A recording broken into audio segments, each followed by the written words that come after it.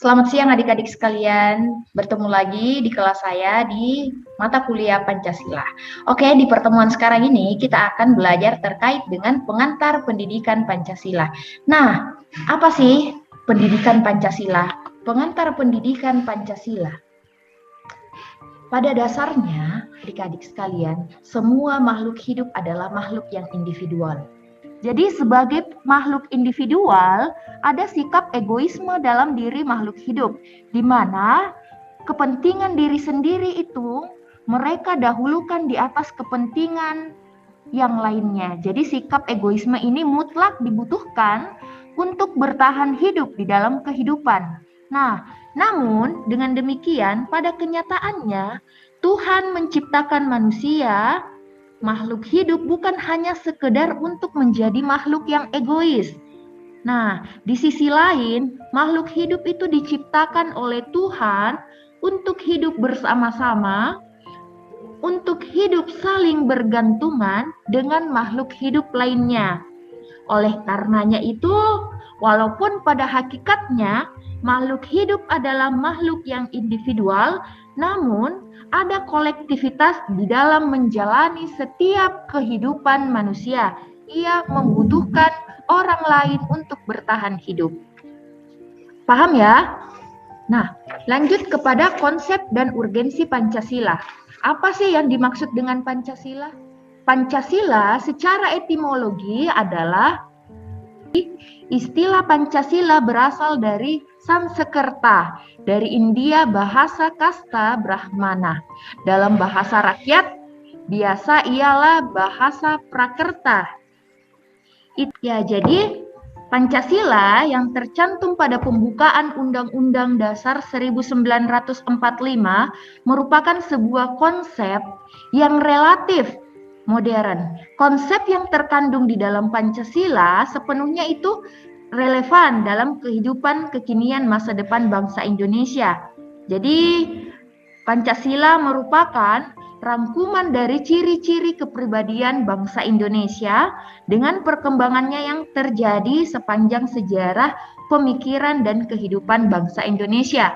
Menurut Muhammad Yamin, Pancasila memiliki dua macam arti, yakni panca yang berarti 5, sila vokal 1 pendek yang berarti batu sendi, alas atau dasar. Nah, yang ketiga, sila vokal panjang, artinya peraturan tingkah laku yang baik dan tidak senonoh. Mengapa dikatakan seperti itu oleh Muhammad Yamin? Jadi, Pancasila merupakan 5 dasar yang berisi pedoman ataupun aturan tentang tingkah laku seseorang yang baik dan tidak melanggar perbuatan dan tidak melanggar hal-hal yang tidak sesuai dengan peraturan-peraturan di dalam Pancasila. Nah, menurut Insinyur Soekarno, jadi Pancasila adalah isi jiwa bangsa Indonesia yang kedudukannya sebagai dasar negara, sebagai pandangan hidup bangsa, sebagai ideologi bangsa, sebagai kepribadian bangsa, bahkan dalam kedudukan perumusan Pancasila. Nah, jadi Pancasila itu adalah isi jiwa bangsa, di mana penekanan dalam sebuah Pancasila adalah berisi tentang kaitan-kaitan dengan sejarah pada perumusan Pancasila yang terkandung di dalam nilai-nilai pandangan hidup bangsa sebagai dasar negara sampai kepada pelaksanaannya. Nah, oleh karena itu, Pancasila secara kronologis, baik itu menyangkut rumusannya maupun persilahannya, meliputi ruang lingkup seperti Pancasila secara historis. Nah, adik-adik sekalian, Pancasila secara historis itu dilihat pada sidang BPUPKI pada tanggal 1 Juni 1945 oleh Insinyur Soekarno yang berpidato secara lisan mengenai calon rumusan dasar negara Indonesia. Nah, jadi pada pidato tersebut, Soekarno memberikan nama Pancasila yang artinya 5 dasar terhadap dasar negara. Jadi Soekarno menjelaskan bahwa atas saran dari salah seorang temannya, yaitu seorang ahli bahasa, dia memproklamasikan Indonesia memproklamasikan kemerdekaannya pada tanggal 17 Agustus 1945, yang dimana keesokan harinya, yakni pada tanggal 18 Agustus, disahkanlah pembukaan Undang-Undang Dasar 1945, di mana di dalamnya termuat isi perumusan 5 prinsip sebagai suatu dasar yang bernama Pancasila. Jadi sejak itu Pancasila menjadi bagian dari bahasa Indonesia yang merupakan istilah umum. Namun pada alinea-alineanya itu pada pembukaan termuat istilah Pancasila yang dimaksudnya ialah Dasar Negara Republik Indonesia. Nah, adapun rumusan-rumusan Pancasila yang telah muncul sepanjang perumusan memiliki berbagai macam persamaan, yaitu pada tanggal 29 Mei 1945, BPUPKI mengadakan sidang yang pertama. Jadi pada kesempatan ini Muhammad Yamin mengemukakan pemikirannya terkait tentang dasar negara di hadapan sidang lengkap. Jadi dia menjelaskan tentang peri kebangsaan, peri kemanusiaan, peri ketuhanan, kerakyatan, serta kesejahteraan rakyat. Namun rumusan itu secara lisan, namun ada juga rumusan tertulisnya di mana ketuhanan yang Maha Esa, kebangsaan persatuan Indonesia, rasa kemanusiaan yang adil dan beradab, kerakyatan yang dipimpin hikmat kebijaksanaan dalam permusyawaratan perwakilan, dan yang kelima, keadilan sosial bagi seluruh rakyat Indonesia. Nah, itu pada rumusan Muhammad Yamin. Namun berbeda halnya dengan rumusan Insinyur Soekarno. Insinyur Soekarno mengucapkan pidatonya di hadapan sidang badan penyidik, artinya ada 5 dasar negara Indonesia yang dirumuskan oleh Soekarno, yaitu yang pertama, nasional atau kebangsaan Indonesia, yang kedua, internasionalisme atau peri kemanusiaan, yang ketiga, mufakat atau demokrasi, yang keempat, kesejahteraan sosial, dan yang kelima, ketuhanan yang berbudaya. Namun dalam usulan-usulan rumusan tersebut, Soekarno mengajukan Pancasila sebagai dasar negara. Nama itu muncul, itu berbagai macam dari salah seorang temannya yang tidak seorang ahli bahasa, ia mengusulkan mengenai sidang BPUPKI yang diterima. Nah, setelah itu rumusan Piagam Jakarta. Nah, rumusan Piagam Jakarta ini ada pada tanggal 22 Juni 1945, di mana anggota BPUPKI mengadakan pertemuan dalam rapat informal. Nah, jadi rapat tersebut membentuk sebuah panitia kecil, di mana panitia kecil tersebut berisi dari 9 orang panitia. Nah, 9 tokoh tersebut dikenal dengan panitia 9. Sehingga setelah mengadakan sidang, menyusunlah sebuah naskah piagam yang disebut dengan Piagam Jakarta. Nah, rumusan hasil BPUPKI. Jadi rumusan hasil BPUPKI itu jatuh pada tanggal 14 Juli 1945. BPUPKI menerima hasil rapat pleno rumusan dasar negara seperti ketuhanan dengan kewajiban menjalankan syariat Islam bagi pemeluk-pemeluknya. Yang kedua, menurut dasar kemanusiaan yang adil dan beradab. Yang ketiga, persatuan Indonesia. Yang keempat, dan kerakyatan yang dipimpin oleh hikmat kebijaksanaan dalam permusyawaratan perwakilan. Dan yang kelima ialah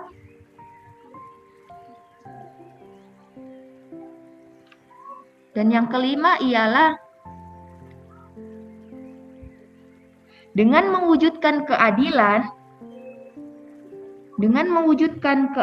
sosial bagi seluruh rakyat Indonesia. Sedangkan masuk pada hasil PPKI.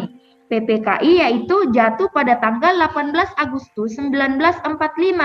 Diusulkan agar rumusan dengan kewajiban menjalankan syariat Islam bagi pemeluk-pemeluknya itu dihilangkan. Jadi terdapat diusulkan oleh Ki Bagus Hadikusuma agar menurut dasar juga dihilangkan, sehingga rumusan dari hasil PPKI masuklah kepada yang pertama, ketuhanan yang Maha Esa, kemanusiaan yang adil dan beradab, persatuan Indonesia dan kerakyatan yang dipimpin oleh hikmah, kebijaksanaan dalam permusyawaratan perwakilan, serta dengan mewujudkan suatu keadilan sosial bagi seluruh rakyat Indonesia. Nah, itu masuk dalam rumusan hasil PPKI. Masuk lagi kepada rumusan konstitusi RIS. Nah, pada tanggal 14 Desember 1945, konstitusi RIS itu Republik Indonesia Serikat disetujui oleh 16 negara bagian dan satuan kenegaraan yang tergabung di dalam Republik Indonesia Serikat. Jadi ada rumusan-rumusannya. Nah, terus rumusan Undang-Undang Dasar sementara terdapat dalam berbagai paragraf keempat ya, dari Mukaddimah Undang-Undang Dasar sementara pada tahun 1950. Isinya masuklah juga ketuhanan yang Maha Esa, peri kemanusiaan, kebangsaan, kerakyatan, dan keadilan sosial. Hingga pada rumusan Undang-Undang Dasar 1945, di mana Presiden Soekarno pada tanggal 5 Juli 1959 mengeluarkan dekrit kepala negara yang menetapkan berlakunya kembali Undang-Undang Dasar 1945 yang menjadi Undang-Undang Dasar Negara Indonesia yang menggantikan Undang-Undang sementara, sehingga rumusannya yaitu yang pertama ketuhanan yang Maha Esa, kemanusiaan yang adil dan beradab, persatuan Indonesia, dan kerakyatan yang dipimpin oleh hikmah kebijaksanaan dalam permusyawaratan perwakilan. Dan yang kelima, serta dengan mewujudkan suatu keadilan sosial bagi seluruh rakyat Indonesia.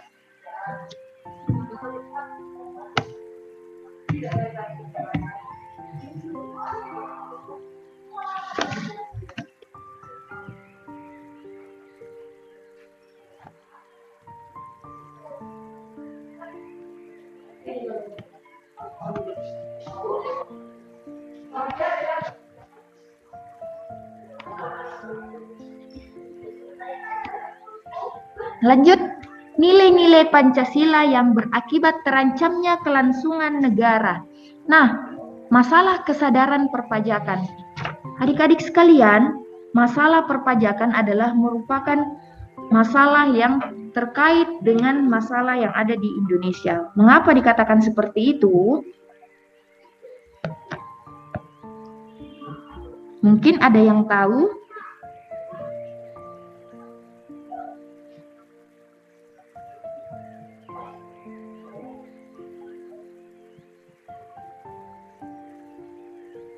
Nah, jadi masalah perpajakan itu masalah perpajakan adalah kesadaran yang menjadi permasalahan utama dalam bangsa. Kenapa? Karena dari uang pajak adalah tulang punggung pembayaran pembangunan APBN, di mana masih banyak wajib pajak perorangan maupun lembaga maupun perusahaan itu belum sadar dalam memenuhi kewajiban perpajakannya, sehingga masih banyak warga negara yang belum terdaftar sebagai wajib pajak. Namun ikut menikmati fasilitas yang disediakan oleh pemerintah. Terus kedua, masalah korupsi. Jadi masalah korupsi sampai sekarang juga masih banyak terjadi ya, baik itu di pusat maupun di daerah. Seperti halnya masih banyaknya perilaku-perilaku pejabat publik yang kurang sesuai dengan standar maupun nilai moral Pancasila. Terus yang ketiga, masalah lingkungan. Nah, jadi Indonesia dikenal sebagai paru-paru dunia, di mana bahwa Indonesia memiliki banyak sumber daya alam, yaitu seperti hutan-hutan Indonesia yang menjadi sebuah tolak ukur. Mengapa masalah hutan, masalah keseharian yang dianggap masyarakat Indonesia adalah sampah? Seperti itu polusi-polusi yang diakibatkan oleh pabrik dan kendaraan-kendaraan yang semakin banyak. Hal ini menunjukkan bahwa kesadaran masyarakat terhadap kelestarian lingkungan itu masih perlu ditingkatkan. Jadi peningkatan kesadaran lingkungan adalah bagian dari pendidikan Pancasila. Terus yang keempat, masalah disintegrasi bangsa, masalah dekadensi moral. Mengapa Dewa? Jadi masalah tersebut merupakan fenomena-fenomena yang semakin merajalela di kehidupan masyarakat. Kenapa? Bahwa mengikis sebuah moral ataupun akhlak dalam sebuah masyarakat itu khususnya pada generasi muda itu fenomena dekadensi moral itu terekspresikan atau terisolasikan lewat berbagai tayangan-tayangan media massa yang kurang mendidik, seperti pergaulan-pergaulan bebas ataupun perilaku-perilaku kekerasan yang disuguhkan dalam sebuah sinetron, ya, dalam sebuah tayangan-tayangan yang tidak sesuai pada konteksnya, sehingga dapat menimbulkan sebuah penyimpangan di kalangan remaja yang semakin meningkat. Nah, jadi perlu ada pengontrolan terkait dengan tontonan apa saja yang perlu untuk diberikan kepada masyarakat, khususnya kepada generasi-generasi penerus bangsa. Terus masuk lagi kepada masalah narkoba. Nah, jadi kalau kita lihat dari segi geografis ya, Indonesia itu adalah negara yang paling strategis, di mana yang tidak hanya memiliki berbagai macam dampak positif, tapi juga banyak dampak negatifnya, seperti yaitu banyaknya bandar-bandar narkoba di Indonesia, pemasaran obat-obat yang terlarang, sehingga sanksi banyak oknum-oknum yang memberikan sanksi kepada pengedar maupun pengkonsumsi itu kurang jelas, kurang terkesan kurang berat, sehingga tidak menimbulkan efek jera kepada generasi yang melakukan tersebut, yang generasi yang terkena kecanduan narkoba. Terus masuk lagi pada masalah penegakan hukum yang berkeadilan. Jadi mengapa dikatakan seperti itu? Jadi salah satu tujuan dari gerakan reformasi sistem hukum yang sekaligus meningkatkan kualitas penegak hukum itu berpengaruh pada efektivitas penegakan hukum, yang seperti pada kesadaran mahasiswa sebagai calon pemimpin bangsa, kesadaran penegak hukum, serta kepada masalah-masalah lainnya yang termasuk di dalam hubungan antara masyarakat dengan pemerintah maupun orang yang berkewenang di dalam hal tersebut. Masuk lagi kepada masalah terorisme. Nah, masalah terorisme di sini yaitu masalah yang sangat besar sekarang yang dihadapi Indonesia saat ini. Mengapa demikian adalah asal mula atau akar dari kelompok terorisme itu ialah jelas berada pada Indonesia, yang mana faktanya bahwa berbagai macam kelompok teroris itu ditangkap dan dipenjarakan yang berdasarkan hukum. Namun para teroris tersebut telah melakukan kekerasan kepada orang lain dengan cara melawan hukum. Ya, mereka melawan hukum. Sehingga ia melawan hukum dan mengatasnamakan agama. Sehingga pada tokoh-tokoh terorisme itu disebabkan oleh himpitan ekonomi, rendahnya tingkat pendidikan, pemahaman keagamaan yang kurang komprehensif, terkadanglah membuat seseorang berpengaruh untuk melakukan atau untuk meyakini sesuatu hal yang ekstrim, contohnya yang mengatasnamakan agama.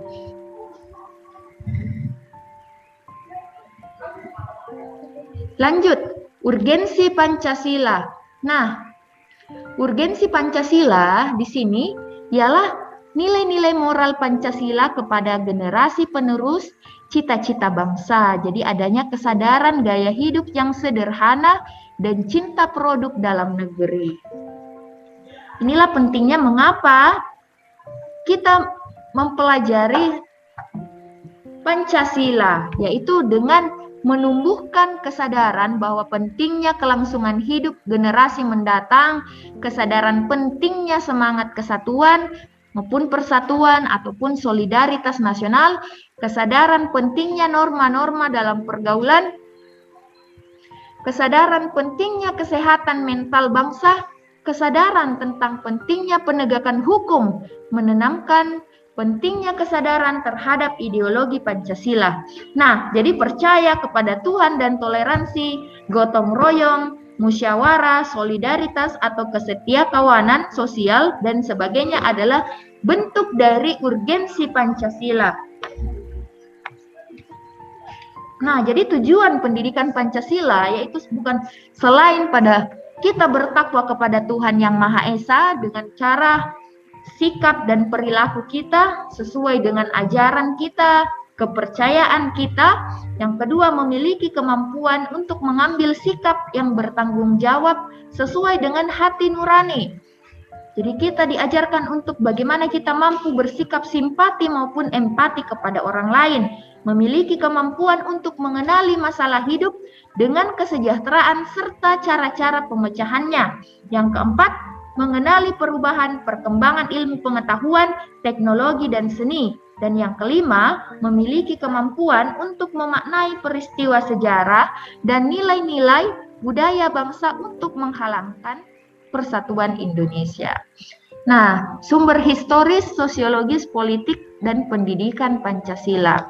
Kita lihat di sini bahwa sumber historis pada pendidikan Pancasila ialah Presiden Soekarno pernah mengatakan bahwa jangan sekali-kali meninggalkan sejarah. Nah, pernyataan tersebut dapat dimaknai bahwa sejarah mempunyai fungsi penting yang membangun kehidupan bangsa Indonesia. Historis bahwa bangsa Indonesia tidak terbentuk secara instan, akan tetapi terbentuk melalui proses yang sangat panjang. Sejarah merupakan guru kehidupan. Ini dari sumber sosiologis pendidikan Pancasila. Jadi Bung Karno menegaskan bahwa nilai-nilai Pancasila digali dari bumi pertiwi Indonesia. Dengan kata lain, nilai-nilai Pancasila itu berasal dari kehidupan sosiologis masyarakat Indonesia. Namun pada landasan kulturalnya, manusia hidup bermasyarakat, berbangsa, dan bernegara. Meskipun setiap bangsa memiliki pandangan hidup yang berbeda-beda yang disebabkan oleh latar belakang historis dan kultural yang berbeda. Tujuannya apa? Sebagai pandangan hidup yang kemudian menjadi pegangan hidup agar tidak hanyut di dalam kehidupan yang bermasyarakat.